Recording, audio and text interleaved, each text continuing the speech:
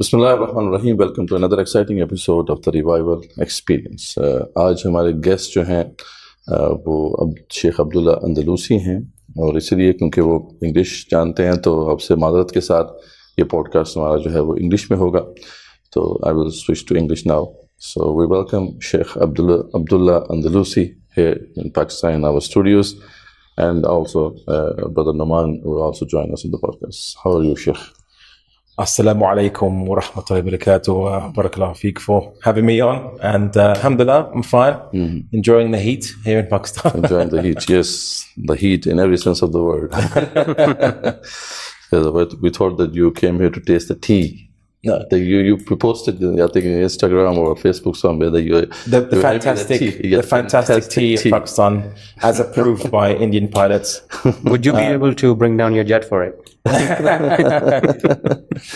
Well, we can bring down their jets. And then having been near in a town near the Indian border as war was about to commence, look like, and possibly nuclear war, it seemed. Nuclear war, yes. I got a very interesting first experience in Pakistan. Alhamdulillah. For those who you don't know, Sheikh Abdullah Andlusi, you can always Google it. He is one of the most prominent, articulate, and reasoned voices defending Islamic fundamental, the Islam, the Muslim causes, and of course guiding Muslims in the West how to navigate through the hostile West at the moment. It's really hostile environment. So he has done a lot in this context.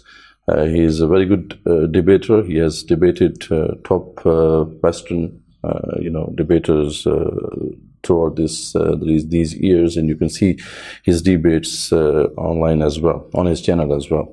I think most of these debates are on your channel. You can find them on my channel, yes. Oh, yeah, sure. And of course, you initiated this institution as well. We will, of course, hear something from you about that as well. So this is a brief introduction. Of course, the words.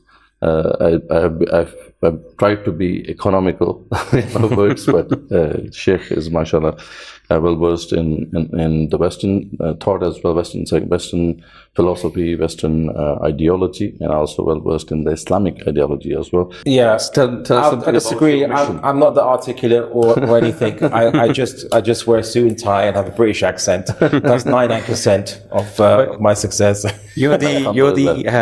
read you're the head of department. It's very difficult for the head of department at occidentology. Is that what you say? The occidentology department at the Quran Institute.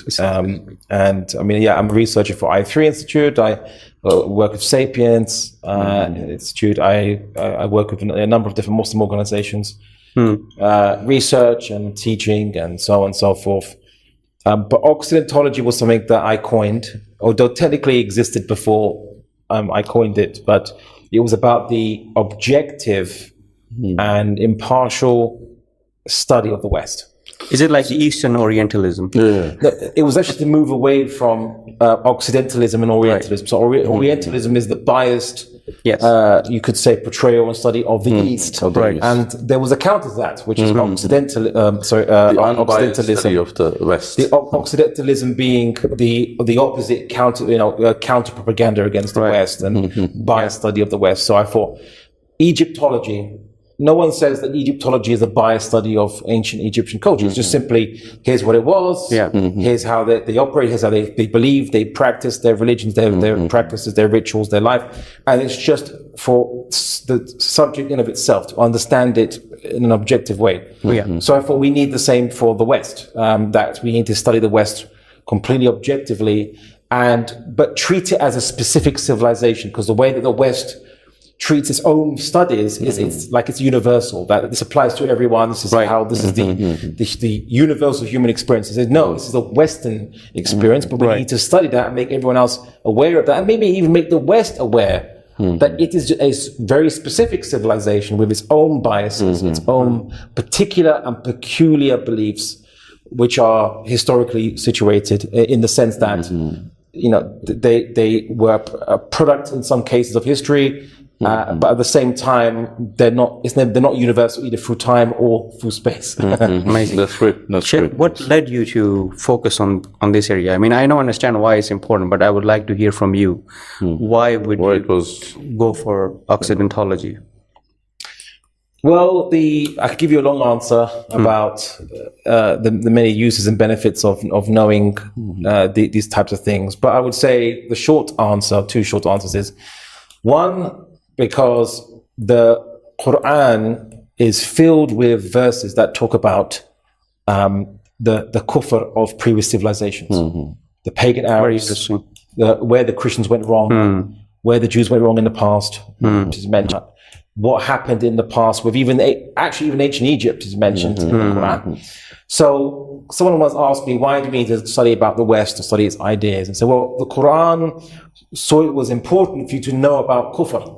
Because if you don't know about kufr, then you are vulnerable to it. You are susceptible to it. The Quran is inoculating you, giving you a vaccine by telling you, here's what these people did in the past. Don't do that. Here's how they deviated. Don't do this. Don't be like these people. Right. So the same thing is occidentology. Muslims need to know what is it about the West, in essence, that is universal, i.e. mathematics, the studies of physics to some extent, not the speculations that are called physics, like the multiverse, for example. That's not physics. There's no scientific evidence for that. But you see scientists talking about it as if it was an accepted part of science. Applied sciences, but not everything is universal, of course. Yes. So separate out the West's speculations and its assumptions about life, universe, everything from the knowledge of the physical sciences. Do what they actually did to us in the 10th and 11th century, where the Westerners found our books and they said, oh, your books, these Muslim books on technology, on agriculture, chemistry, we'll take that. We won't take your books on Aqidah. So do to the West as they did to us, I think. So that's why it's important to study the West. And the second quick reason is there was a gap in the market, you could say. No one was really going in depth in detail to talk about the Western schools of thought. So we might talk about the word capitalism because we heard it from the socialists and we kind of decided to use it ourselves. Only then recently we used the other term liberalism. Capitalism is the economic system of liberalism. And if you're a Marxist or communist, economics is literally everything. So they look at everything. Everything is the result of economic means of production. So your society, your culture, your religion. So they called liberalism capitalism, and that was it. Right? Whereas liberalism, its more proper name, was only recently discussed now. And now people talk about secularism and liberalism and nationalism, but they talk about it like these things just emerged out of nowhere. Yeah, we have to refute it, but they just popped out of nowhere. So no, we need to know where they came from and what the other schools of thought are and why we see all these different forces in the West as arguments, counter-arguments, Republicans, Democrats, liberals, conservatives. What's all this about? So that we can avoid, because sometimes we think the enemy of my enemy is my friend, when in reality the enemy of my enemy is also my enemy, because they have their own ideas. And sometimes many Muslims adopt, because they saw a conservative Westerner criticize liberalism, they think, well, I will adopt his work. His work. Jordan Peterson is one typical example of this, whereas they actually have ideologies which are themselves antithetical or against Islam. Of course. So it's kind of a service to the West as well, I think, because in the West, what happened to the knowledge as a whole is that it became Eurocentric, and everything is Eurocentric. And because of that, even the West, especially this next generation or young generation, they're unaware of the reality of their own civilization. I mean, they can't see the pitfalls. You see it in this way as well. This is a service to the West as well, so that we can give them a clear picture of what they are actually in their socio-historic, socio-cultural setting. So in this way, it will open up new ways for them to think about the other civilizations as well. Yeah, I mean, one of the things I've said to different thinkers in the West or people that are attempting to view Muslims as a threat in the West, and say, look, if your ideology, if your way of life is so strong and you think it's so universal, then you would welcome most people coming in to challenge it, because then it strengthens you, it sharpens you. You need to have a challenge rather than it becoming a stale doctrine. The Western philosopher John Stuart Mill, his arguments for free speech was that you need to have falsehood be able to be expressed, because it sharpens and keeps, it strengthens those who follow the truth, because they're reminded as to why what they're following is true, and they know, and it prevents it from being a stale doctrine, a doctrine they just adopt blindly and forget why they adopted it. So I said, okay, well, if you have nothing to fear from us. But of course, if what we are saying is true, then you can only benefit from actually finding this truth and discovering this truth where you didn't know beforehand. So there's only a positive for Muslims coming into the West and challenging your beliefs and ideas by debate and discussion. Not all Westerners see it that way. Some of them, like neoconservatives and many others, realize that the West actually is based on a fiction, but they would argue a necessary fiction. So don't peer behind the curtain, to use a phrase from the Wizard of Oz, to see what's really happening, because like neoconservatives, like one guy called Douglas Murray, he's an atheist, and yet he talks about the utility of Christianity. Yeah, a lot of Christians do that now. Yeah, like they openly say that, we don't have the intellectual basis for its authenticity, but it's something good to have. It's good to give to your children. We don't really have another choice. It has utility. Yeah. They say even if it's not true, even if Christianity is not true, we need to use it to give some kind of moral basis. You need some fiction. The kids need to know that Santa Claus is real for a little bit. As they say, or Father Christmas, they call it. We need to tell them it's real, or fairies are real for a little bit. That's how they would argue. That's literally how they would argue it. That for a bit, until they grow up, and then you can become mature enough so that they can think straight or independently. Yeah, that's how they argue. And in some cases, they also say, even into adulthood, that many people need religion to maintain a stable social order in the West. You can't chuck it away, otherwise people would collapse into meaninglessness. Society would collapse into meaninglessness. That leads to civil wars, that leads to rebellions, that leads to it's a necessity. Fascism. So it is a necessity, even though it is a fiction, but it is a necessity, and we need to use it. Yes, and they would say that Muslims are a threat because we are challenging this fiction, and Muslims are saying, you don't need this fiction. Yes. Reality is enough. Try reality. It's enough for you. Yes. Great. So here in this part of the world, the problem is that, people really think, those who are in the elite circles, they really think that liberalism and secularism is still the way to go, because they give this argument that in the West, these ideas were developed in similar kind of setting as we are experiencing at the moment, because they say that the religious extremism or the religious discourse as a whole has divided the Ummah, has divided the people. So same as the case there in the West when this Treaty of Westphalia happened. I mean, after that, the secularism was enacted. So it resolved this conflict in the society and provided that social cohesion that was required. So here people also argue that this is the best way to go for us as Muslims as well. But little did they know that, the liberalism or these ideals are on the decline in the West. So just,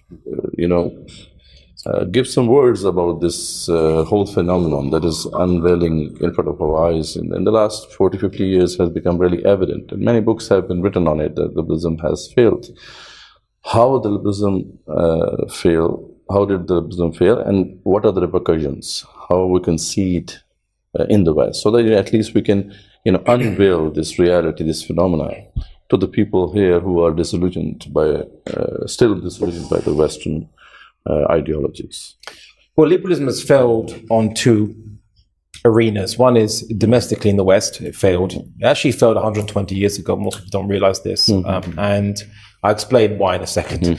And it also failed in the international arena. So the rules-based international order is clearly being breached by everybody, and no one cares about it, because it's not in the national interest of each of these individual nations to care about the international law. So this is the most prominent, or the very, very evident that everyone can see and witness that the international liberal order has failed. And it's not rocket science to know it, to understand it. Everybody can see it. It's just evident. It's This is very clear. Donald Trump, he's a businessman. Why did the Americans elect him? It's because he saw that following the rules costs too much money for America, and so it's time to do away with the rules once it's no longer convenient, which in a sense is what was always going to happen to any materialistic based ideology that doesn't hold higher ideals other than what gets you results in this life. If the reason that liberalism was adopted was that it gets you results in this life, it becomes unadopted just as quickly as you realize it impedes you getting results in this life. Yes. That's the thing about materialism, right? So, well, I would say internationally also, the international order that was created was this. So liberalism argues that the state should represent the people and be representative of the interests of the people. Problem is that which people? Who is the people? What is the people? Just a bunch of people, of human beings in a arbitrary defined boundary, perhaps. But what's the national language going to be? And culture is about a means of communication. It's like, what is the agreed means of interacting with people?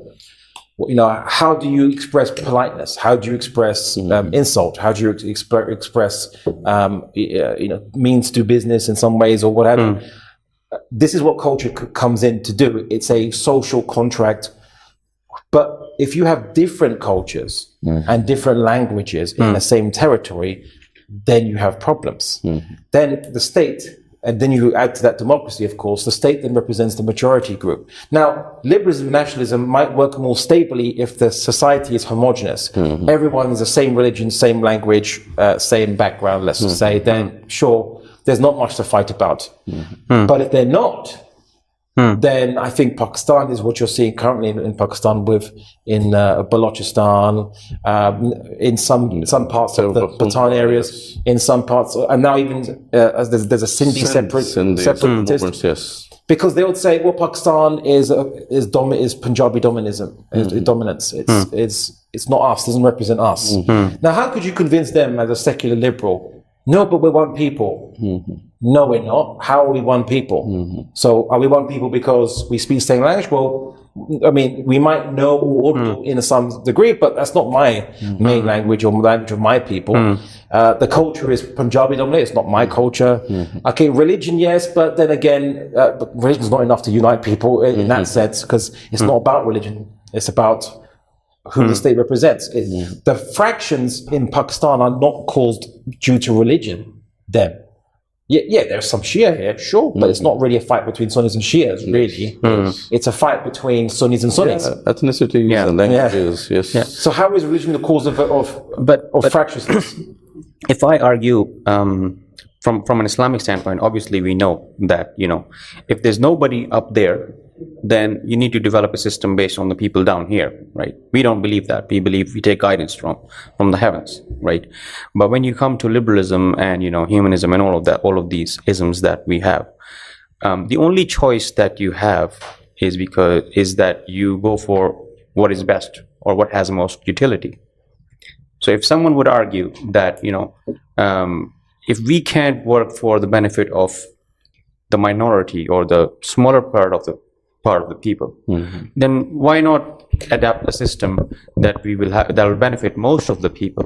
Because we can't do all, so why not most? Well, one of the problems is that, again, is those minorities, if they are significantly in size and geographically separated, then they're going to see it a different way. They say, okay, great, you work for yourself, we work for ourselves. So you separate from us, we separate from you then. Okay, then you can take care of yourself. But then that makes Pakistan split into smaller and smaller states. And then India will just come sweeping in. Now, you see, what India has done is India has used the Hindutva identity or Hinduness, quote unquote, which is itself is a British invented term. But they've used it to try to unite what is really, again, another problem of nationalism, because they have Indians, contrary to everyone in Europe who might not know this, Indians are not one ethnic group, right? They're just totally ignorant. Many people are ignorant. The average American is ignorant about maybe hundreds of different ethnicities. Yeah, different languages, and of course, even 2 different language families, right? Dravidians in the south, North Indians, Indo-European speakers, some say Indo-European invaders, according to the Dravidians too, right? So technically, the Hinduism and the Brahmins are actually invaders. But anyway, they are colonizers. Anyway, so their solution to that is fascism. Fascism states that you create a new myth and you unite people around this myth. There's always going to be a minority that can't fit that myth, and that's no problem, because you can unite people against that minority and say they are an insidious threat. They're the troublemakers. Right. So in Germany it was the Jews. In India they say it's the Muslims and Christians in many states. Some states, yes. Yeah. So that's so Hindutva is its existence is because of the failure of secular liberalism to be able to unite people. And it's not just in Pakistan and India. I can pick a whole number of countries. Myanmar, different ethnic groups. It's currently having 3 civil wars as we speak. Ethiopia, different ethnic groups, multiple fighting. In Europe, where you generally have homogenous groups, or United Kingdom, you just have technically separate kingdoms. It's King of Scotland, it's King of England, it's Union of Crowns. But anyway, everyone speaks English, and they're mostly indistinguishable. The Welsh kind of speak Welsh, but they also speak English, although most of them don't speak Welsh anymore or know how to. But in Belgium, for example, even though you have Dutch speakers and French speakers, and you might say there's no civil wars there, but there's actually still tensions, and even to put hatred in some cases. In Canada, French speakers and English speakers in Canada, right? So the French people, many of them want to separate from Canada. There's no civil wars technically because Canada's so big, and they have different states and a type of federal system that you could say it's keeping it in check now, but they still want to separate, all right? And there's still mutual rancor and hatred, right? They just don't use weapons to fight each other. So these are the issues. And in America now, the rising numbers of Hispanic people there, of Spanish speakers, is causing tensions and of course, anti-immigrant hatred and the Anglo-Saxon dominance of America is being challenged. So this is one way to look at it, to see the symptoms. Now you have given the symptoms of why it has failed, but on paper, the secularism, this is the argument. The argument is that on paper, the secularism seems to fix this problem, because secularism is something which is ideology less, they call it. It is there, and everyone will be given the representation in the state as well as other social spheres. So on paper, it seemed to fix the problem. But why it didn't fix the problem? In fact, it failed to fix this divide. What happened? Because Balochi separatists and maybe Punjabi-based majority army, you could have secularists on both sides and they'll still kill each other.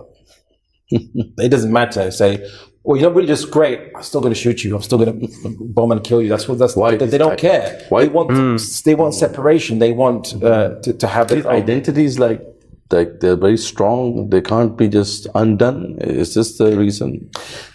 The reason is because if you don't believe anything up there, so to speak, or if you don't think it matters anymore, then all you have is the material differences that you see between you and other human beings. But you could say that, the Balochi separatists, maybe one fine morning they realize, or not one fine morning, maybe eventually over a slow process, they realize that, it's actually not good for us to fight against the bigger group, right? Why don't we just unite for materialistic purposes, right? We need to keep Pakistan a secular state, right?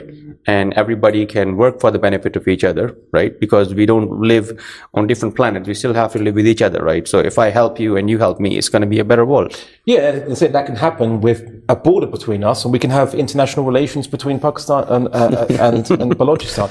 That's how they can argue it, because there's no reason unless there's a greater external enemy. Yeah. But there's no great reason. And of course, India doesn't go to the Balochis and say, we're going to wipe out Pakistan and wipe out you. No, they'll say, no, we're just going to wipe out or destroy or weaken or the reason, but we support you. We'll give you weapons. And they do. The reason why I'm saying this is because you actually gave a very good example about the external enemy. The philosophy that's being pushed down the throats of everybody in, across the planet, in the movies and in the media, is that all of you are one. This whole mambo jumbo of we all are one, we're all going to work together to heaven, all the humanist paradigm. Even the Hindu people are now adjusting to that. And now, even in the movies, they're portraying that there's going to be this external enemy who's going to come from another planet, right? Or maybe the planet will, collapse itself, right? Because of the environmental crisis and everything. So all of you need to look out for each other on the planet. There's no religion, no faith. Finish all of these differences because humanity is at stake right now. We're looking for a planet where we have life, right? So that's the most important thing right now. And that's where the external enemy or the external factor per se comes in as being used to unite people on the basis of, just because you are a human being, forget about your ethnicities, forget about your languages, and also, in brackets, forget about your faith. Well, the problem is that firstly, where there's no aliens. Secondly, that mentality requires a temporary enemy to be created or to exist. Yes. So you need a convenient enemy to come along. Yes. Thirdly, if you're worried about the climate, then let's just have carbon neutral weapons, but still fight each other. Right? So it doesn't resolve. It doesn't resolve the problems. Now that's only on the political nationalistic kind of level. Liberalism has tons of problems on the social level. It has tons of problems in the West. Depression is an epidemic. The country that's said to be the most happiest countries in the world, the Norwegian countries, also have the highest amount of antidepressants dispensed. Suicides. They'll try to say it's just the weather, but anyway, let's just go with the bad weather. But the thing is this: that's a problem. Then these economic problems also. The West, the reason why it colonizes the world, the reason why it tries to have dominance in the world is because what you have is concentration of wealth in the West. Now, sure, having rich people isn't a problem. You can have rich people, but there's a point where there is so much concentration of wealth that there's not enough money to go around to the poor people. I often give a simple example, which is like riba. Interest. You have the rich people who have excess of money, so they lend it to the poor. The poor then have to pay that money back. Sure, they might make a shop or sell things to their fellow poor people, but ultimately they have to pay the bill at the end of the day, plus extra. Where is the net flow of money going? Is it going from the rich to the poor, or from the poor to the rich? The net flow. So at the end, the general masses of the poor people, even if there's new shopkeepers being created amongst them for this investment, they are getting, on the whole, poorer. The only way you can prop up that system is by getting money from outside or resources from outside, so that the poor people have more money, and to which then they can then pay to the rich people. But that has to require, it goes from other countries. Then you have to take that from other countries, and therefore you have to dominate other countries. So I often call it as a vampire system. Sure, the vampire is very strong, but it has to keep sucking blood in order to be strong. Now, I said that liberalism actually failed 120 years ago, pretty much. The Victorian era, Charles Dickens, he wrote about the very bad and dire situation of Londoners at the time of the height of the British Empire, right? And I read it. He talks about there was a mass poverty at the time because there was unlimited concentration of wealth, where you think it's bad now. 50% of the people, of the population only own 1% of the wealth, 1% of the population own 50% of the wealth. You think that's bad? Back then it was 80%. 1% of the population owned 80%. You had mega corporations, the Bilderbergers and others, and yada yada, mass corporations. So then what happened is you had mass poverty in the streets of England. You had cases where like women were basically, obviously either they went out to prostitution, they were forced to, or they just left their babies to die because they couldn't look after them, or they were, so drugged up with opium that they just left their children to die on their laps because they were just so out of it. Charles Dickens writes about what he saw in London, the center of the British Empire at its height. Okay, so all this stuff was noticed, and they said, "Well, liberalism isn't working anymore as we know it. We need to invent liberalism 2.0, a patch service." And they actually brought in ideas which were not technically pure liberalism. So they brought in antitrust laws. A corporation, you're free to own what you want, and you're free to do whatever you want with what you own. But if you get too big, we're going to have to break up your company. You have to sell part of it because it's too big. And that's what an antitrust law is. Right. I think at one point Microsoft got so big, the antitrust law was kicked in America. So you have to break into smaller companies because you can't. There's too much concentration of wealth. It's too big. You had obviously welfare, healthcare services, at least in the UK, throughout Europe, because the poor people couldn't afford their own healthcare, and they were worried that socialism and Marxism was going to come in. So they said we have to patch that up. Liberalism says, okay, you're free to do what you want, and we're not going to be responsible for you. You're responsible for yourselves. So that's great, right? Until you're sick, you're poor, you have an accident at the factory, and you can't provide for your kids anymore because you're maimed, and the factory worker doesn't have to owe you anything because you're not working. So why has to pay you? Now they have all these workers' rights and safety considerations, all this stuff. All this stuff was brought in because Liberalism 1.0 collapsed, it failed. And all these patches are technically not liberal, right? So the state has to spend money on you. You might think, well, how that's unliberal? That's anti-liberal. Well, the problem is that the state takes money from the taxpayers, and the state, the purpose of liberalism is, I don't take money from you. You don't take money from me without consent. Yes. Okay, so I don't steal it from you, and you're not responsible for me. I'm not responsible for you. But if the state takes money from you against your will, in a sense, although technically you consent by voting, that's how it is. Well, except in the Constitution, yes. Yeah, then that money comes to me. Then the state has made you responsible for me, which technically isn't pure liberalism in its first form. So it brought up, of course, and let's not forget, drugs were banned. Liberalism says, do what you want. Yes. As long as you are physically harming anyone against their will, take drugs. Have opium. That opium was allowed at one point. But then it was argued, people become a slave to drugs. And then they made the argument that, well, then you're enslaved to drugs, and we should be liberating people. So even if it's your own choice, we have to free you from your own choice because you're enslaving yourself, right? Right. And in a sense, the Sharia says, "Oh, I'm glad you finally realized that humans can consensually enslave themselves, and that you have to intervene to prevent this." Great. But let's be consistent. The biggest and most lethal drug in the West and most addictive drug by numbers is alcohol. Yes. Why not kill it? And the West actually tried to do that. There was prohibition in America. There were some states, I think, these kind of laws were passed. They passed it broadly in America. The prohibition, they prohibited alcohol.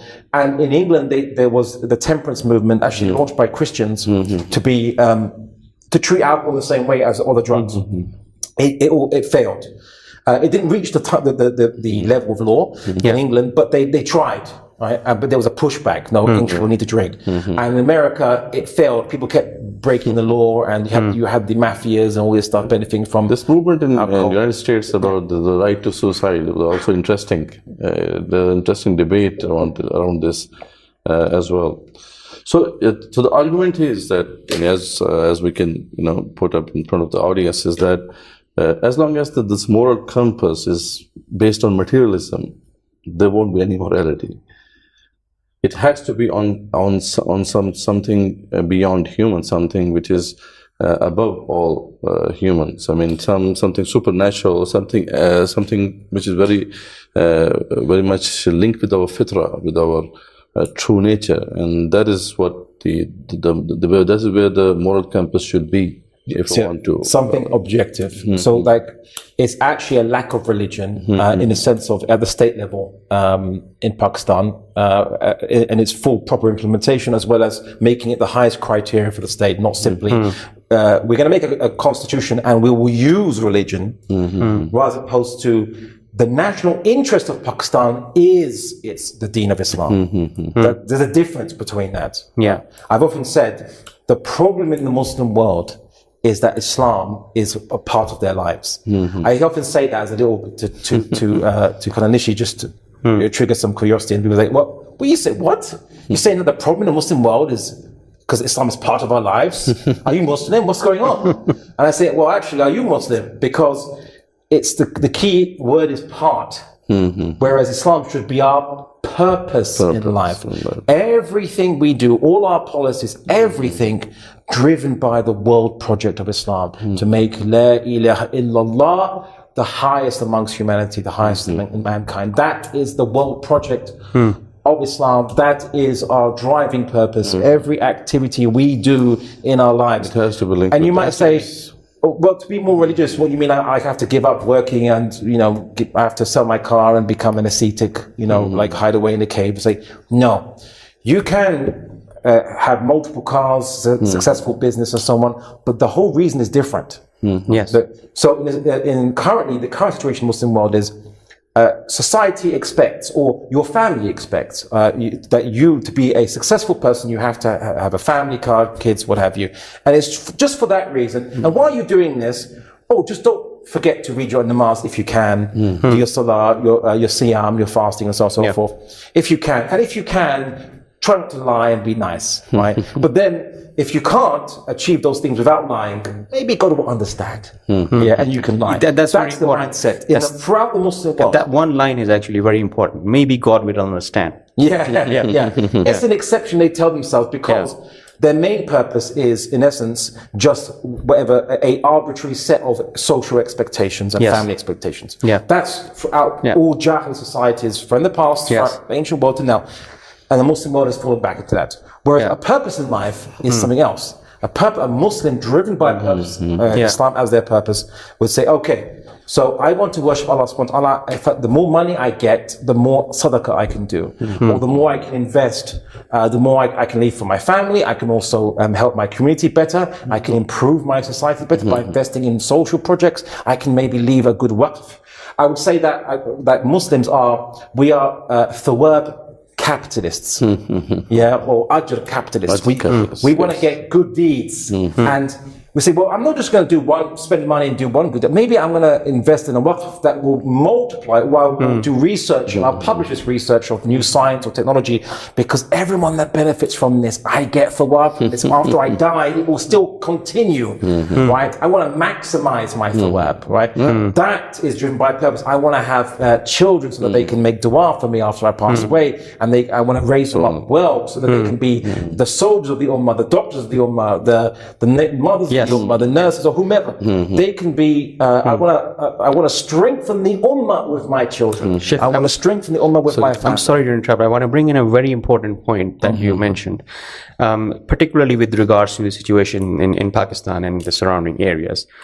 When you want to be in service to God, when you want to do something spiritual, you want to be a man of God, typically the things that come to our mind are, namaz, roza, or doing some dars-e-Quran, but the kind of things you've mentioned, like publication or scientific research, or building something, that just doesn't fall in that category for us. Even if it does, it's on the lower order. The real deal is, I got money, I will build a masjid, right? But we don't really focus on the actual problems that the Muslims are facing, and there are so many things that we can do to undo that, to counter that.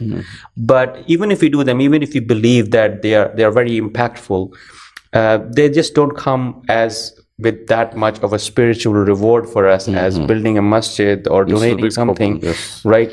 You talked about the the wealth imbalance, right? We cannot ignore the situation. We don't live in a vacuum. We know who holds the most wealth, on this planet, how the American campaigns are being funded by the Zionists. And we even see the Zionist movement as something which is either philosophical in nature, or it's reduced to some conflict in a certain region. We don't see it as a global order that's, they've penetrated into that. And there's some work we need to do against that to undo that global order. Because if we actually work towards that, if we're doing any scientific research, if we're doing any kind of lobbying or building think tanks, that's just not good enough in the spiritual realm for the person in Pakistan. Someone who's studying in a top university here, he wants to be a spiritual man, right? He wants to be a man of God. The things that will come to his mind won't be that, I'm a lawyer or I'm a doctor, and this is what I can do to help save the Ummah, right? And I can, I can release a publication, or I can, build a science lab, or I can build a think tank. I need to be a man of God. So the 2-3 things that come to my mind are... The compass of the Muslim world needs some calibration. Yeah, we need some calibration. It reveals a secular mindset that there is a difference between things which are in the dunya and the deen. What they forget is that the deen is for the dunya. And then you get the repercussions in the hereafter, the consequences, the reward, so on hereafter. Seeking God, you don't seek God in the Akhirah. You seek God in the dunya, because we live in the dunya. We were born into dunya. We weren't born into the Akhirah. We're born into dunya first. Okay, our physical actions is what Allah subhanahu wa ta'ala requires in the dunya. Yeah. So if a person, if you build a mosque, sure, but build a hospital as well, or depending on the need. Ideally, the state should manage this as well and know better. But I think there was I forgot there's a name of I think it was a very famous Pakistani philanthropist, Muslim, very pious religious person, and he spent his own wealth on ambulances and healthcare for people. Yes. Yes. So that's an example, right? He wanted to improve the material conditions of the Muslims here. For many reasons, may Allah reward him for it. But there's a hadith from the Prophet Muhammad to paraphrase, those that alleviate the burdens of their brothers in this life, Allah will alleviate their burdens in the next life. These are very physical things that you get rewarded for removing an obstacle from the world, from the road, and put on the side. These are dunya things, right? The point is, we're born into this life to work in this life, seeking the hereafter, not ignoring this dunya, because that's not how you seek the hereafter. So, we do salah in the physical world. We don't do salah in the spiritual world, right? So, even the most thing you think, the most non-materialistic thing you could think of as an action, this particular, the regular ibadah itself is a physical action. So that's what Muslims need to realize. And I think I wanted just to put this last point out before, is in Pakistan, how to resolve the problems. If you say Pakistan represents the people, but the people are the Punjabis, the Balochis, the Pashtun, they're going to fight and be divided with each other. If you say to people, look, our purpose in life is we are all Muslims. Our only purpose is to submit to Allah subhanahu wa ta'ala. He's made some of us to have different languages and backgrounds, but we are all Bani Adam. We all have the same purpose, the same obligation, the same Sharia, with the same kitab. Then we have the same purpose. Then everyone realizes that, sure, while you might have different languages and different foods, and I like different foods, different backgrounds, it's meaningless. Right? It's not, you should abandon it. It's not the end of your objectives. Not even secondary. It's just incidental. Just happens to be, well, I'm used to this food. I like food. I, for example, I like. I hate pineapple on my pizza. I think it's a bid'ah. Same. And it should be rejected. Not in the religious sense, but in but it's just incidental. It's meaningless whether someone has pineapple in their pizza or not. I mean, I might think less of them, but still, it's meaningless. But if I go to my Pathan brother, to my Punjabi brother, to my Balochi brother, to my Sindhi brother, and say, we're all Muslims, I don't see the lens of Pathan, Punjabi, Sindh. I see Muslims. And the Prophet Muhammad said in a hadith, to paraphrase, now there's only two types of people. Okay, the unrepentant sinner, or the kafir, the rejected, the disbeliever, or the believing Muslim. There's only two types of people now. Everyone, all the considerations no longer exist. So this, if you unite Pakistan on that, this is the only way we can do that. This is the only centripetal force that we have. Great. I mean, what we see in the Muslim world at the moment, we see this reaction to this materialistic onslaught, this onslaught of the materialism.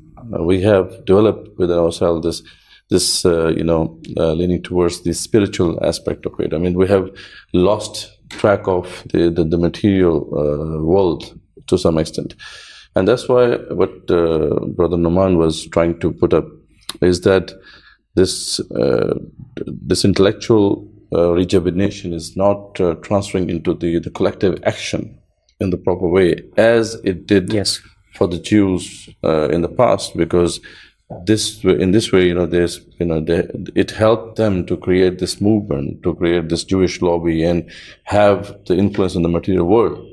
But this is not happening in the Muslim world. And because of that, we are in this state of decline. And if we want to get out of this state of decline, it has to be, revived somehow. Otherwise, if we are just focusing on the rewards of the hereafter, then this world will be neglected and we will remain in this state of decline. So how this could happen, especially, we don't see like people like you, I mean, like Hamza Zorsis and Brother Muhammad Hijab. They are doing great job that they are, working in this intellectual discourse, and they are defending Islam and its fundamentals. But all this work has not been transferred into a collective action. Individual action, yes, it is there. People are getting close to Islam. The non-Muslims are accepting Islam. But what about why there are no institutions built or developed on these lines? That let's build, for example, a Muslim lobby on the same lines as Jewish lobby, so that it could be influential in solving the material problems in the Muslim world. Why it is not happening? Is it a lag from the scholars like you, or this is something so deep in the Muslim subconscious mind, or collective subconscious mind, that needs to be undone so that we can go in this direction? Well, firstly, I'd say I would never describe myself as an Islamic scholar. Far from it. I'm simply a da'i, and that's all I'd like to be known as. But the issue is, in the Muslim world, there is a particular intellectual disease.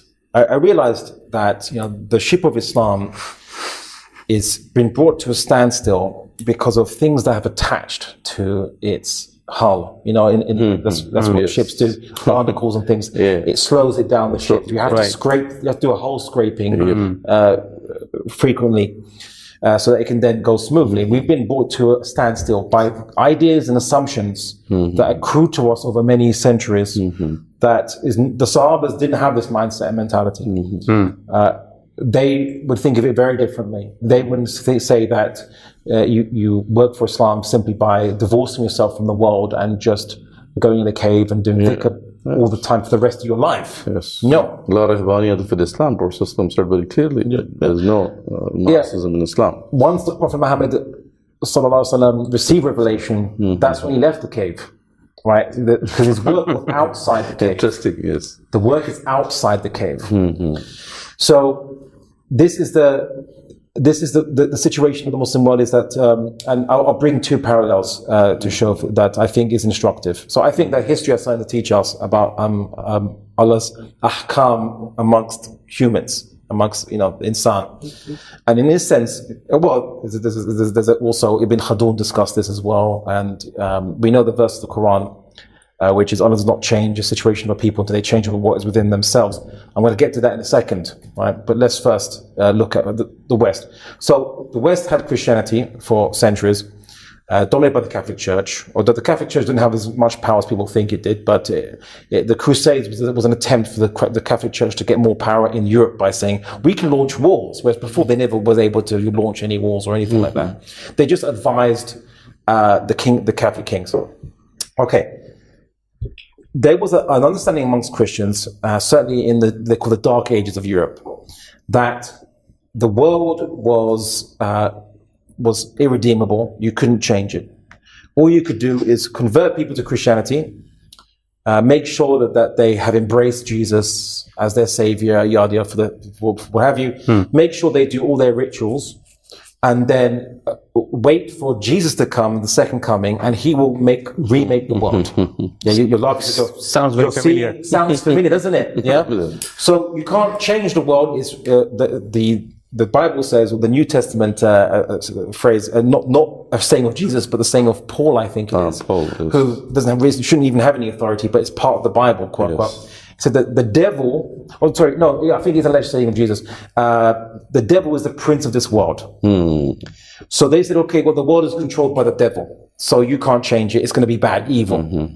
All you can do is try to survive this devil. So your faith survive it, and wait for Jesus to come, defeat the devil, and then Jesus will rule. That was a belief in the West until roughly, you could say, the 12th century. Then something happened. They discovered that these Muslim infidels they've been fighting, as they'd call it, that these infidels not only were more civilized than them, and there's writings by them that say, how comes we Christians, we're so barbaric to each other, we fight each other, we have no limits when we fight each other, and yet so much that even the infidels would be ashamed of these kind of actions. And why are we always divided? Why can't we unite to fight the Turks? All this stuff, right? It sounds quite familiar, doesn't it? Yes. They only discovered that Muslims had better adab and akhlaq than Christians, but they also discovered manners and decorum. We don't know the Arabic, but also they had better technology. They had an abundance of food, and they invented windmills. Like, instead of getting a donkey to go around a grindstone, just let the wind do it.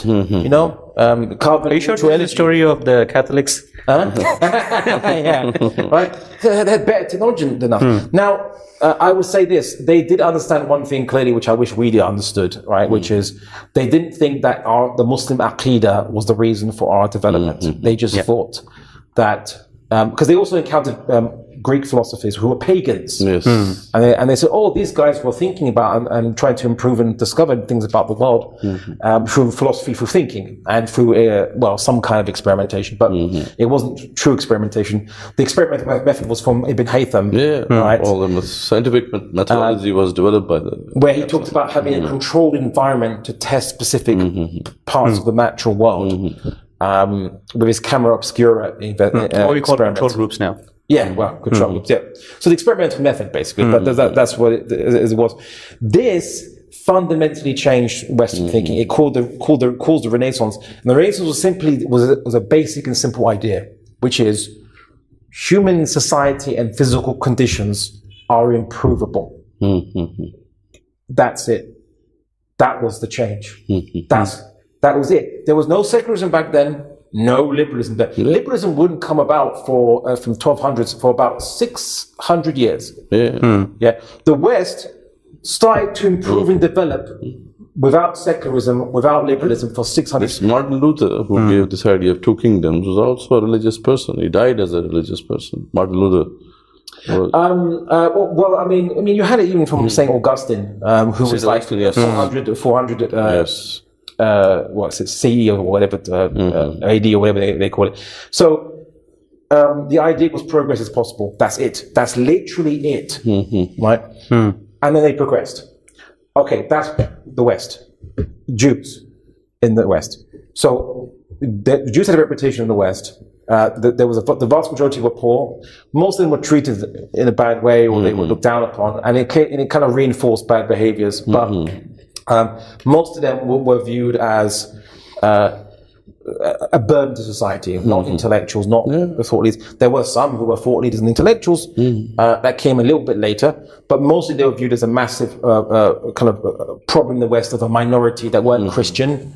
They've been there for 2,000 years with Christians, right? 2,000 years, let's not forget. Yes. But they would always view, you're not Christian, though, so we don't. Even though they intermarried, that's why they look European, because they intermarried. Slowly, but they did. Okay, so 19th century, the idea of nationalism is rising in Europe. The idea that nation states should arise where the state represents a cultural group, the nation. Nationalism is what you call it, which is a new idea, by the way. Before, in the past, no one cared about the same nation. I have a city-state or your city-state. I don't care, we're both Greeks. I hate you. I'm going to fight you, right? I don't care if you're the same. You speak the same language. Geographic separation was not really the issue. The issue was ethnicities and other aspects of it. At one point, the Spartans united with the Persians, even though they fought the Persians against the Athens, because they hate Athens more. Yes. Their fellow Greeks more than they hate the Persians.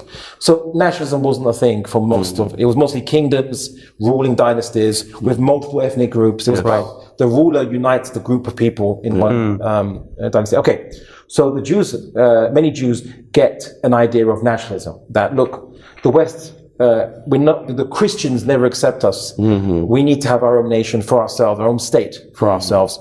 The religious Jews, the vast majority of them said that, they said to the other Jews, we're not allowed to go back to the state of Israel. It was called the state of Israel, it was called Palestine, but we're not allowed to go to Palestine or to reconstruct the state of Israel, basically.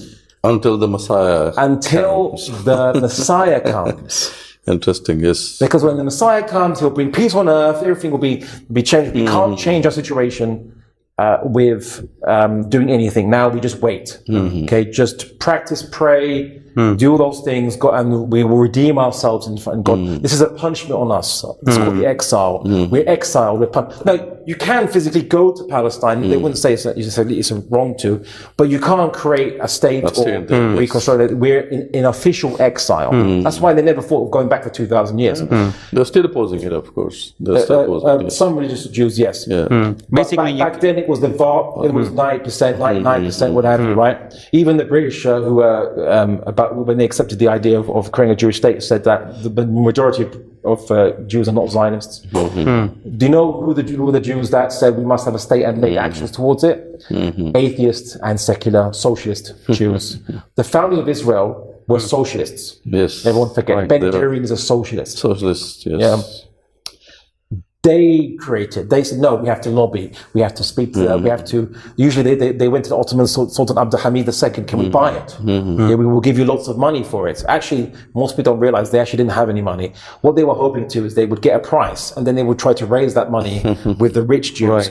Many rich Jews in England or what have you didn't care about Zionism as well. They were like, we're happy here. We're like, if you say that we have to be in a state in Palestine, are you saying that I'm not British? I'm British. Why am I gonna? You're making it worse for us. You're telling everybody that we don't belong here, right? And the Zionists made alliances with anti-Semites who hated Jews, who said, "Look, you don't want Jews here. We don't want to be here. So let's work together and go to and put us in Palestine. Who cares about natives in Palestine? Put us there." So they made change, and the World Zionist Congress, which was set by Theodor Herzl. Initially, they didn't have any manhaj. They didn't have any methodology. They said, look, we have different groups and factions. We can't agree. Let's just agree to meet up once a year or what have you and discuss opportunities and what have you. Just discuss. Yeah, we don't have to all agree. But let's just meet up and discuss. Different factions, groups, let's meet up and discuss. Mostly all again secular. And see what we can do, what have you. You might know someone, maybe we can help you with a new project. You see an opportunity, maybe help you. It was called a talking shop, just for talking, to see what could be done. And then 50 years, almost exactly 50 years after they set up, the state of Israel was created when the British had given them the state. They made certain offers to the British. I'm not going to get too much into it, but it was mostly a promise that Jews would help the British win World War I, right? Jews didn't really have the network to really help British World War I, but the British didn't know that. It was a myth. The British Christians didn't know that. The myth that Jews could have some influence in the world, they used it as a leverage to get influence in the world. Which is the irony of it, right? You know that saying, was it act successful and fake it till you make it, right? Yes, of course. That's pretty much what they did, is fake it till they make it. Yes, we do control the world. We can help you win World War I. So you just have to offer us Palestine for it, and we can do it. Right. The British said, okay, we'll try anything we can get. So as soon as they changed their mindset and said, okay, we can make change, then they made change. Now I'm coming back to the verse of Quran. The Muslim world. Allah does not change a state of a people until they change what is within themselves. Yes. Use the word fi. Inside. Some people, I don't know how Muslims misinterpret this. They say, oh, it means you have to do more namaz, more dhikr, more stuff. No, those are actions. Yes. It said inside yourself. What's inside yourself? Your organs? You have to change your organs? No. What's inside yourself? It's your fiqh, your ideas. And it's talking about a nation. The key word is that it doesn't change a nation, not an individual. And there's lots of things inside a nation. You have your economic structure, you have your social structure.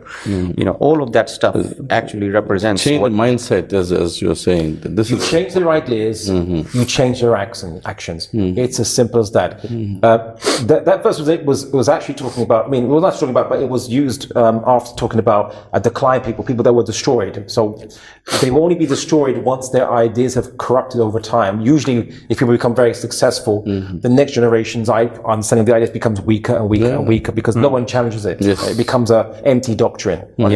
So, and of course, they become as they become weaker, they justify not doing anything. But as they become softer and used to luxuries, and the justification they produce to not do any actions. So it's okay. It doesn't matter. We'll just pay these barbarians off. We won't fight them. We'll just pay them off and what have you. But they become slowly weaker over time, and then eventually they collapse. So it's the ideas that change that lead to collapse, and it's the ideas that change that lead to ascension, leads to a civilizational rise. You just have to change the mindset of the people, just the ideas, not even change their initial customs or change their practices. That comes later. Just target the ideas. The rest comes after that. This, perfectly fine with. It's very clear that ideas they give birth to action. But the idea, what we're saying is that if the change in the ideals is happening in the Muslim world. We can see it clearly. But like the Zionists did, they started meeting at this World Zionist Congress, and they have this kind of forums established so that they started thinking about the collective action. But what we're seeing in the Muslim world, that this is not happening. Of course, the mindset has to be changed, and it is changing, but it is not, manifesting itself in the collective action. And as you rightly said, that previously in these nations, what happened what happened there is that the religious doctrine was not in support of this. It was, as you rightly mentioned, that these are secular, or maybe those people who are concerned about the material conditions of their nation. They sat together and start pondering on this issue and how to get out of it. And they figured out ways to get out of it, and then of course shape the collective action as well.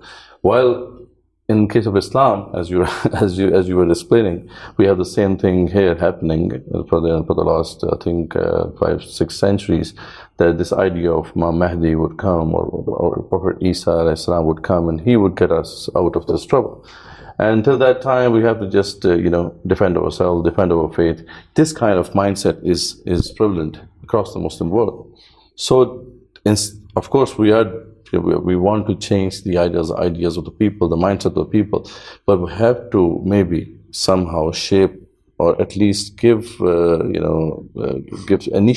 initiate something about the collective action as well, so that it starts becoming prevalent in the Muslim world. But this is not happening. That's the issue. So we should have enough Muslims meeting up a year. What can be done to do this? What we're seeing at the moment, that people in the West, especially the Muslims, they're well placed there, and they have this changed mindset as well with them. What if they start doing this lobbying thing, that they start establishing Muslim lobbies, and so that they can at least start discussing this issue and shaping this action? Maybe this would, start penetrating in the Muslim world as well. How do you see it? I mean, is it something that we should do? Well, again, as I mentioned to you before, a multi-spectrum approach. Yes. Try everything you can. Obviously, following at least the limitations of the Prophet Muhammad sallallahu alaihi wasallam. The issue is that it's as simple as simply just giving people purpose. I often ask the question, what's the purpose of Egypt? What's the purpose of Saudi Arabia? What's the purpose of Pakistan? The purpose of Turkey? The purpose of Algeria? And usually people are taken aback by that question, like, what do you mean, the purpose? Because it has no purpose. It's just there. It just exists, right? Whereas we know, now, the purpose of Pakistan, you say, was initially a refuge for Muslims from Hindu domination. Yes. But that's not a purpose that is independent of something else. It needs to, that depends on simply an external enemy. Yes. Right? We're different from them. We have to save ourselves from them. Is there no other higher purpose than that? So Pakistan can only keep together as long as India is a constant enemy to us. That's the glue in Pakistan. The glue that glues Pakistan together is India. Right? That can't be the case. The purpose of every Muslim is La ilaha illallah Muhammad Rasulullah. Yes. Right? Only the worship of Allah subhanahu wa ta'ala, only to make him the highest criteria, the highest determiner of good and bad, the objective of all our actions.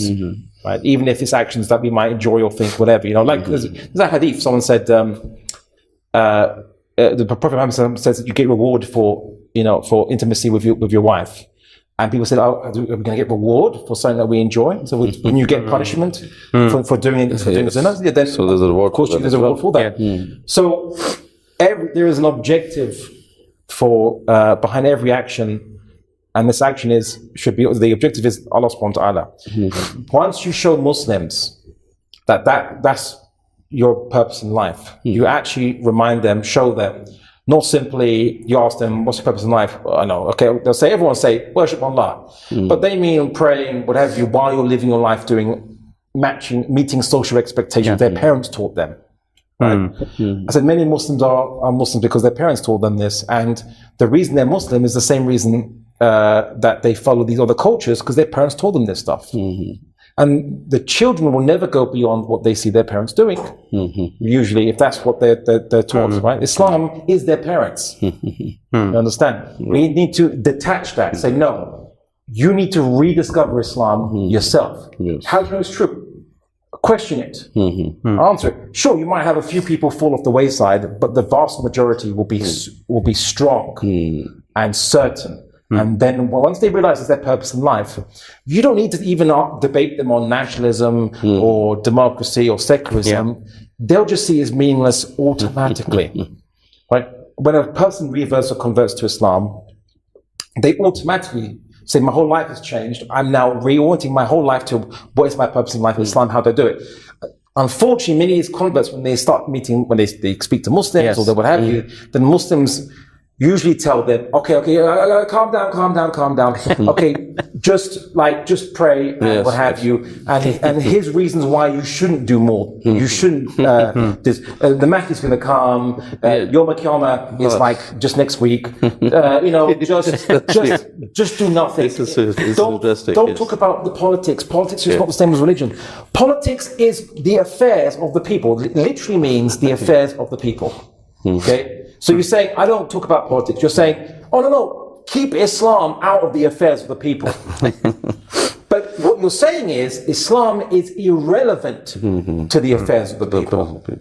Right? And then Islam is irrelevant. And then, as in the West, people say, religion, it is irrelevant to my life because it has no interaction. And if the vacuum is there, it will be filled by others. And then people become atheists because a silent God who doesn't speak concerning it is no God at all. It's no God at all, yes. So, if you simply give Pakistanis purpose Turkish people purpose, Algerian people purpose, Saudi Arabians purpose, actual purpose. This is our purpose in life in the most holistic sense. They do it they revive automatically. Right? Sure. That's that one point. The second point is the issue about lobbies and things like this, that explore every avenue you can, but also remember that the leaders, it's not a case that we just have such bad luck. Every single leader is just corrupt. Why is that the case? I saw a wonderful video. I mean, I knew this before, but the video is something I could recommend to you, right? It's not the be-all and end-all explanation, but it's a video called, I think, The Rules of Power or The Keys of Power, I forgot what it was. And it wasn't about the book called The Rules of Power. It was about how anyone thinks that they could do a better job than the leader in that position. But when they get to that position, they realize that the people underneath them, they have to pay them off. They have to give them some means of being loyal, because if you by yourself, you can't build the roads, you can't make the nuclear reactors, you can't build the hospitals. You need people to actually obey you. But to obey you, they have to have incentive to obey you, right? So in many countries, where the money comes from the people, you have to pay them off with the money from the people. And to ensure their loyalty, because there are other people that might come up to that general that obeys you and says to you, hey, I'll pay you more, twice more than what the current leader is. If you just switch sides and depose him, then the general goes to that side. So then you have to pay that general more money to stay on your side. And this is money that's not going towards the people for their infrastructure. You call this corruption, they call it necessity. And that's because society, in such a society, is not based on any higher principles except just basic simple incentives, material incentives. Of course they're going to be corrupt. Obviously they're going to be. You can have the most pious Muslim become the leader of that society, and he will and to maintain power, he has to do the same thing. If he doesn't, you'll see what happened to Mohammed al-Morsi. Although technically he never had power in the first place. But as an example, deposed within 8 months. By his own soldiers. His own presidential guard arrested him. You have to change the rules of the game. Right? Because playing the game requires corruption to win or to stay in power, basically. So that also is the case. So lobbies, because that's important. But also we need to change the rules of the game. The game is corrupt itself. I don't want to say, but Ahmed al-Shara in Syria, he came from a background which was, calling to Islam, fighting for Islam, calling for Khilafah, everything, all this kind of stuff. Attains leadership in Syria now through with Turkish help and so on. And what the rules of that game? There's sanctions on Syria. To remove those sanctions, you have to do what America asks you to do. To have your opponents not being given more weapons than you, and then to depose you by America, by Israel, and by other factions. Some people say even Iran, because they're trying to fund. Some people say they are giving weapons to the Alawites. You have to please everybody because you're too weak to do anything in your state. Okay, so I'm not gonna. Let's say he's a corrupt person. We have to give them the room, because this is a corrupt system in which they're trying to navigate. So at least we can give them the room. This is what you're trying to say. I mean, this is very important. It's not about giving them room, because I'm not saying to rise up against them. I'm simply saying that most leaders are prisoners of the system they purport to control.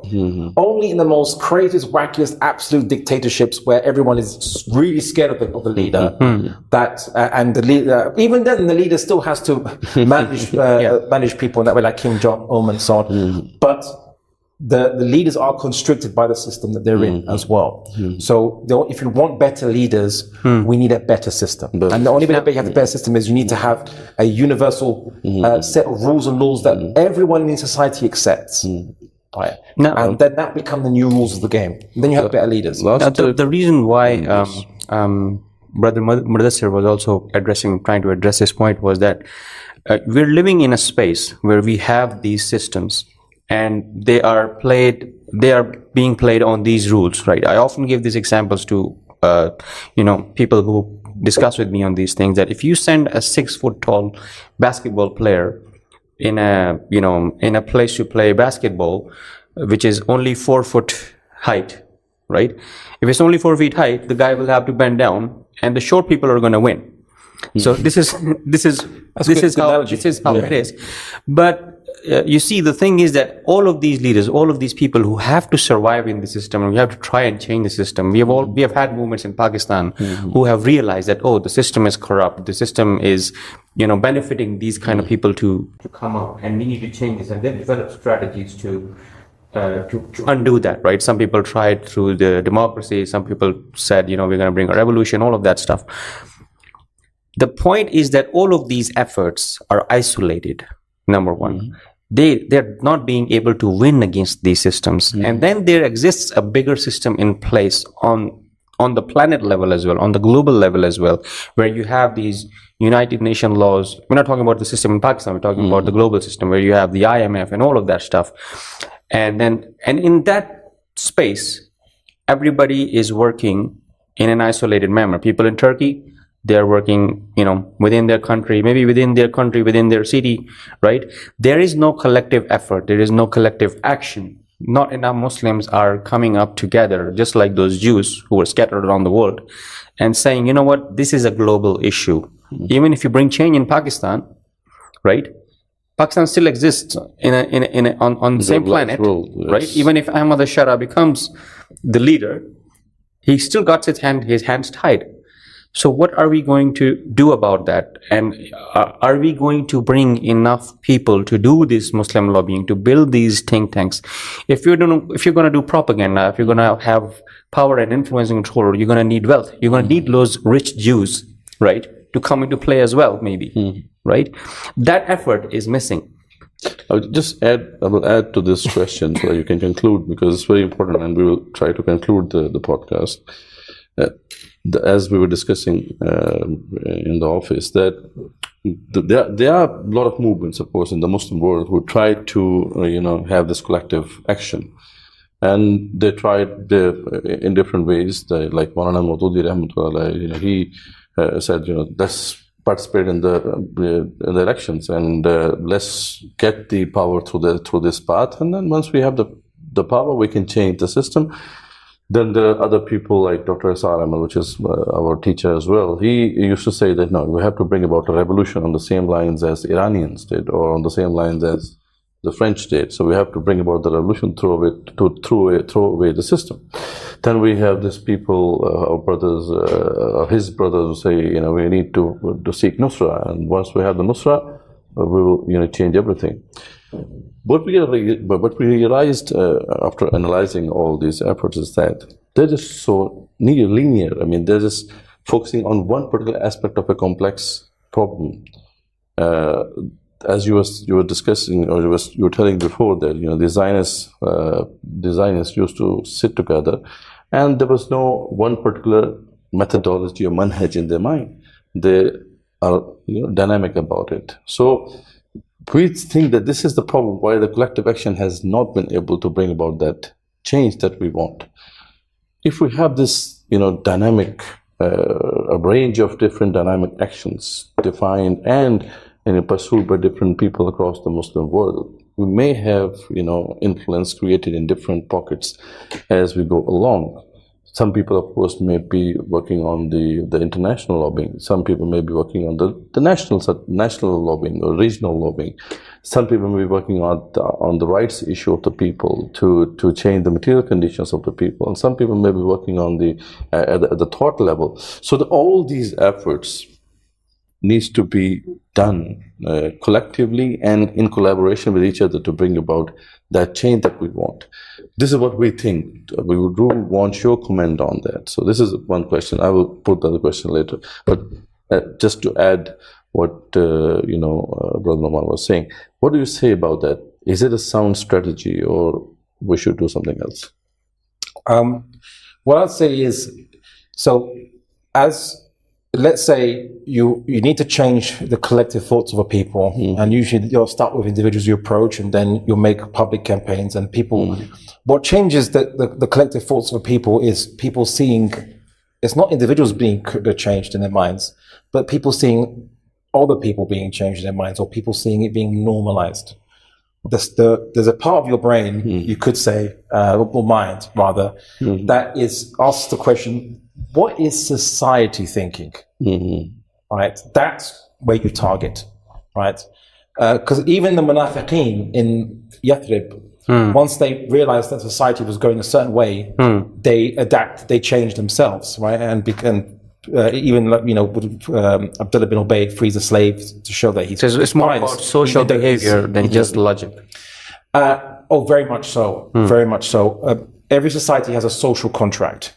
Okay, you might call it culture, public opinion, whatever word you want to use, vox, the vox populi, whatever.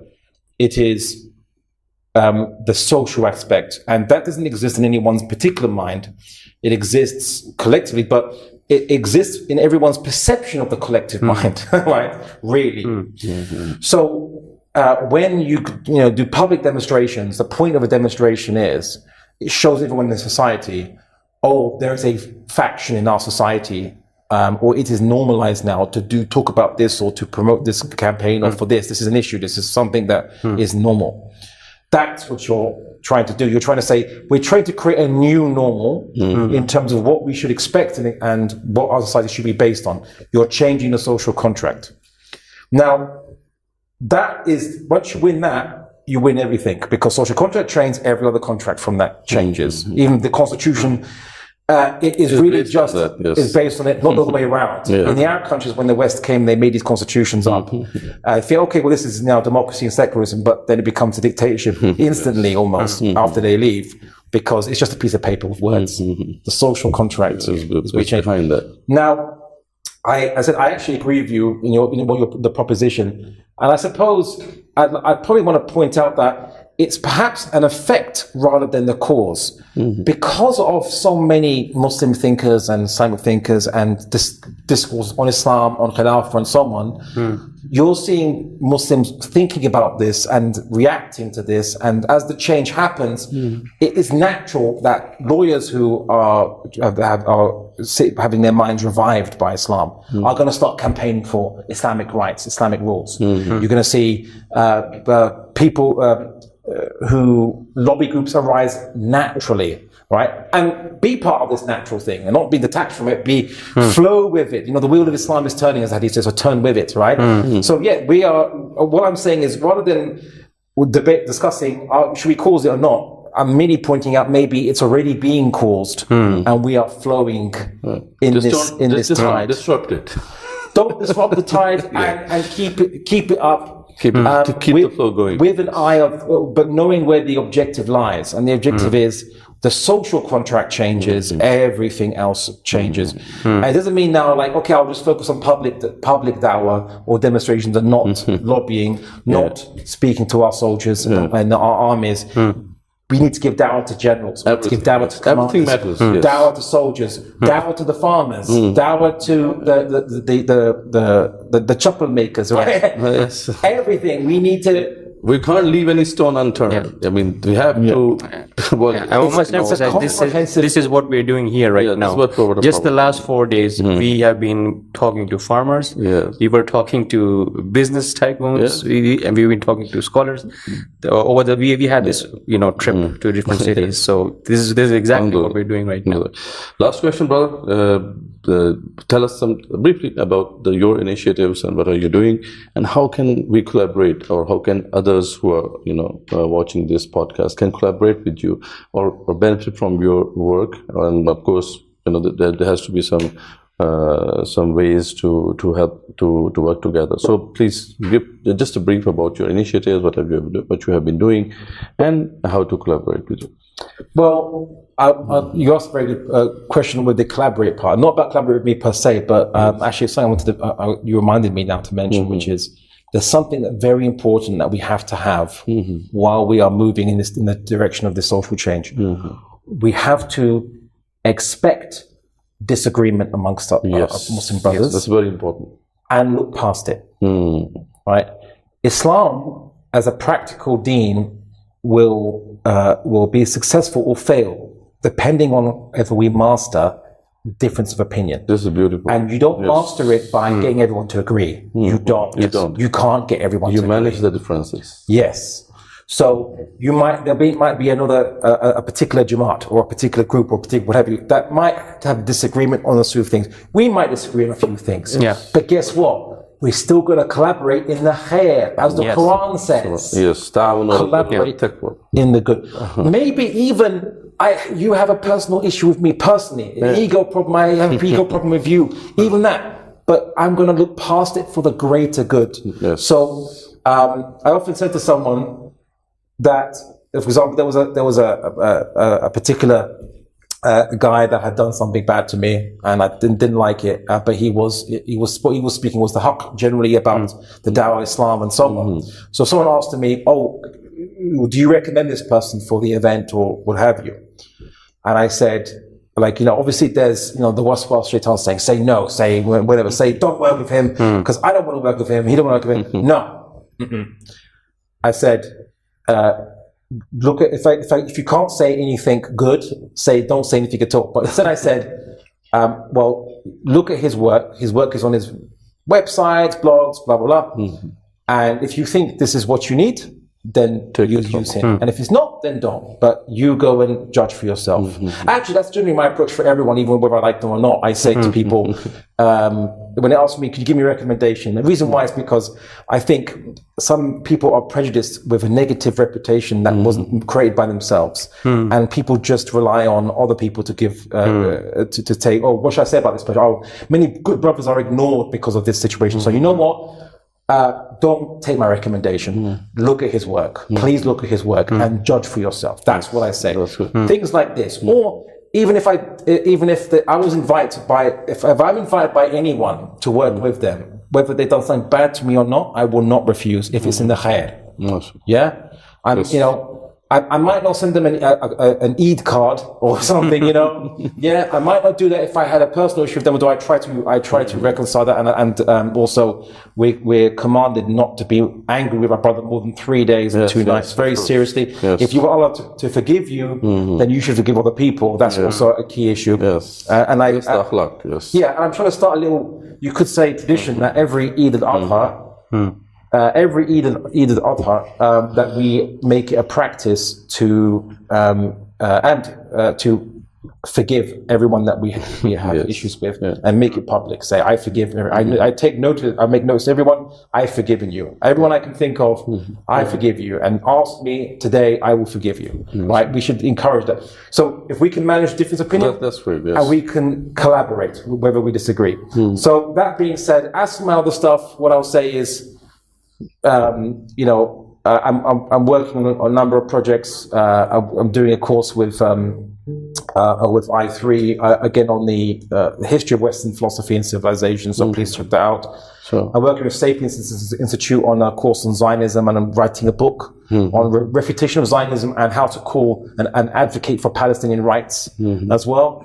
I'm also going to be getting more involved in Kashmiri rights as well, advocacy. I've made advocacy and arguments and discussions on. I published some things, but to get more involved on a speaking level, in a debating level. Although we have some very good speakers already on that issue, but I've been told by some of them that they need more numbers. And since I've really done some studies of it, that I should get more involved. So I'm more fascinated to get to know about how I can fit in that role. So my website is abdullahandalusi.com, and my you can Google me on YouTube. This debate initiative that you initiated. Oh yes, the Muslim Debate Initiative. If you Google that Muslim Debate Initiative, you'll find our website, and also we'll have a YouTube channel. Are you working on fostering new debaters, Muslim debaters? Is there any course for them? Any mentorship for them? The Muslim Debate Initiative doesn't train debaters, and there's a reason why. You don't need loads of debaters, but also we prefer, we've always found natural debaters, natural speakers. And giving them a platform develops them, or they're already driven. Instead of trying to get someone who's not driven or is not naturally good, because we don't need millions of debaters. So it's a niche. It's very niche. Guiding them and giving them a platform. So this is what you're doing. Yeah, well, mostly, usually, actually, it's mostly a person that is very good, but no one knows of them. And we say, okay, we'll give you a platform and make you public because you need to be known because you're good at what you do. We see what you've done. You're actually good at what you do. It's in a way a type of quality assurance process because other debaters peer review and perspective debate. Like, okay, let's look at his work or her work, and they're very good. And we all agree, okay, then let's give them a platform because we need good speakers. That's right. We need good speakers, good debaters, good persuaders out there. And we have certain quality criteria. So not just people who are loud or brash or to draw attention to themselves. No, it's you have the knowledge, you have the adab and akhlaq, you have the right approach. So it's about finding the right people and then just giving them a platform. That's great. Jazakallah khair, brother. It has been a pleasure that you are here, and then it was a nice conversation with you. Inshallah, Sheikh is here till when you are here in Pakistan?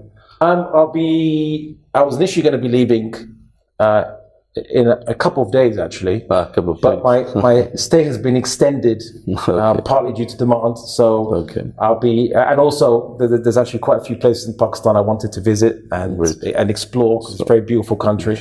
MashaAllah. So I'll be staying here for quite a few weeks. So if you want to reach out to me on my, if anyone wants to, organize a meeting, Twitter or something, or session website. with Sheikh, you can always contact his team at Twitter. And that's it. Jazakumullah khair. Until next time. Assalamu alaikum wa rahmatullahi wa barakatuh. Wa alaikum assalam wa rahmatullahi wa barakatuh.